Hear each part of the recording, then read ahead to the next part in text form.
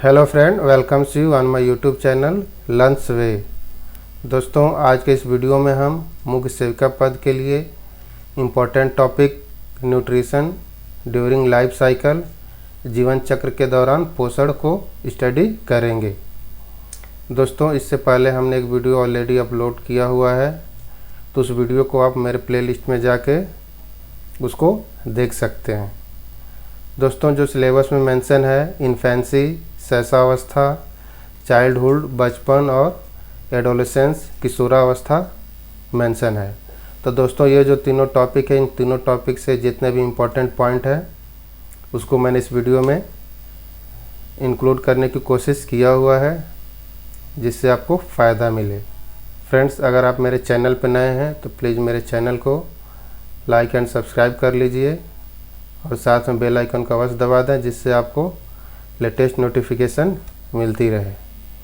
दोस्तों, इसके साथ ही आप मेरे चैनल पे ही प्लेलिस्ट में जाके आप क्वेश्चन प्रैक्टिस भी कर सकते हैं। वहाँ पे हमने क्वेश्चन भी डाला हुआ है।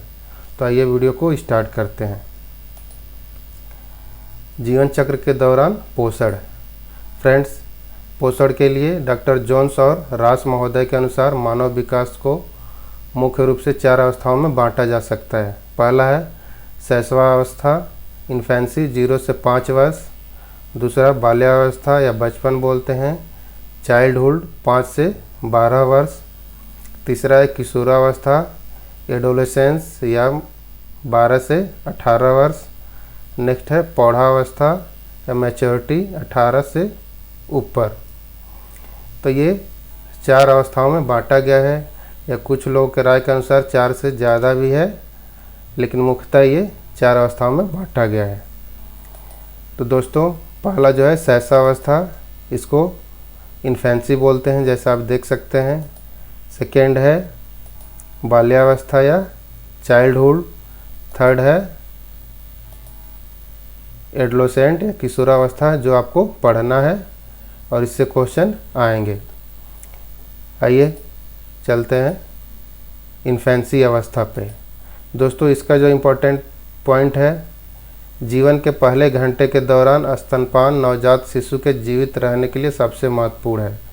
जैसा डॉक्टर बोलते हैं या यूनिसेफ के अकॉर्डिंग, जब बच्चे का जन्म होता है तो उस टाइम पे जो माँ का स्तनपान होता है वह बच्चों के लिए बहुत ही महत्वपूर्ण है। यूनिसेफ के अनुसार पहले 6 माह शिशु को केवल स्तन दूध या इसको आदर्श रूप से बोलते हैं या फार्मूला दूध की आवश्यकता होती है, जो बच्चों की ज़रूरत को फुलफ़िल करता है। स्तन दूध में फ्रेंड्स इम्यूनोग्लोबिन मिला होता है, जो बच्चों को बाहरी संक्रमण से बचाकर रखता है। इसीलिए डॉक्टर भी सलाह देते हैं कि बच्चों को शुरुआती दौर में माँ का दूध ही पिलाया जाए। विशेष तौर पर स्तनपान कराए गए शिशुओं को डायरिया और निमोनिया जैसी बीमारियों का खतरा बहुत कम होता है। फ्रेंड्स, आपको मालूम होगा जब बच्चे छोटे होते हैं तो उनको डायरिया और निमोनिया जैसे बीमारियों का बहुत ज़्यादा खतरा होता है। अगर जिन बच्चों ने स्तनपान किया हुआ है तो उनको यह खतरा बहुत कम देखने को मिलता है। यही दोनों बीमारियां 5 साल तक के बच्चों में मृत्यु का प्रमुख कारण है, या एक सर्वे में बताया गया है। तो इसीलिए जो शैशवावस्था होता है, इसके दौरान जो पोषण की फुलफिल करता है वह माँ का जो दूध है या रिक्वायर्ड पोषण मिल जाता है बच्चों को। तो इस दौरान जो पोषण की ज़रूरत होती है, vitamin A, C, E, all vitamins B, sodium और मैग्नीशियम, ये सभी विटामिन्स बच्चों को माँ के दूध से मिल जाता है। और जब बच्चे 6 माह से ज़्यादा होते हैं तो उनको थोड़ा थोड़ा इन विटामिन से रिलेटेड सॉलिड चीज़ें खिलाई जा सकती है। लेकिन इन्फेंसी के दौरान बच्चों को आयरन की मात्रा ज़्यादा नहीं देनी चाहिए। आइए नेक्स्ट चलते हैं। दूसरा जो अवस्था है चाइल्डहुड, बचपन। बचपन में फ्रेंड्स मानव शरीर को स्वस्थ एवं क्रियाशील बने रहने के लिए उचित पोषण की आवश्यकता होती है। पर्याप्त मात्रा में पौष्टिक आहार के अभाव में बच्चों का शारीरिक विकास प्रभावित होता है। आपने देखा होगा जिन बच्चों को उचित पोषण नहीं मिलता है वो शारीरिक रूप से पूर्णतः विकसित नहीं होते हैं। इसीलिए बच्चों को संतुलित आहार ज़्यादा महत्वपूर्ण रहता है। बच्चों को विभिन्न प्रकार के खाद्य समूहों से युक्त एक स्वच्छ संतुलित भोजन के लिए उन्हें प्रोत्साहित करना चाहिए और सुनिश्चित करें कि उन्हें अच्छे स्वास्थ्य के लिए सभी आवश्यक पोषक तत्व मिले। कुछ बच्चे होते हैं खाने पीने के लिए बहुत चूजी होते हैं, जल्दी खाना नहीं खाते हैं, तो उनको हमें हमेशा प्रोत्साहित करना चाहिए, क्रिटिसाइज़ नहीं करना चाहिए। और हमें ऐसे खाना देना चाहिए जिसमें वो पोषण तत्व से भरपूर हो। फास्ट फूड पे ज़्यादा ध्यान नहीं देना चाहिए। फास्ट फूड खिलाना चाहिए लेकिन बहुत कम मात्रा में। बच्चों के सुबह का नाश्ता कार्बोहाइड्रेट और प्रोटीन से लैस होना चाहिए। जो बच्चों का सुबह का खाना होना चाहिए वह कार्बोहाइड्रेट से हमें ऊर्जा मिलती है, एनर्जी मिलती है। जो हम काम करते हैं वो हमें कार्बोहाइड्रेट से मिलती है। और प्रोटीन हमें बच्चों को वृद्धि करने में, जो बच्चे जो बढ़ते हैं उसमें प्रोटीन का बहुत ज़्यादा रोल होता है। तो हमें ऐसे खाना देना चाहिए। बच्चों के नाश्ते में स्टफ्ड पराठा, पनीर रोल, अंडा, सैंडविच, पोहा, उपमा, स्प्राउट बोलते हुए अंकुरित अनाज को बोलते हैं स्प्राउट्स, और वेज सैंडविचेज आदि होना चाहिए। बच्चों के लंच और डिनर में दाल, नॉन वेजिटेरियन सूप, रोटी, चावल, सब्जियां, सलाद, दही और रायता होना चाहिए जिससे उनकी आवश्यक पोषक को फुलफ़िल करे।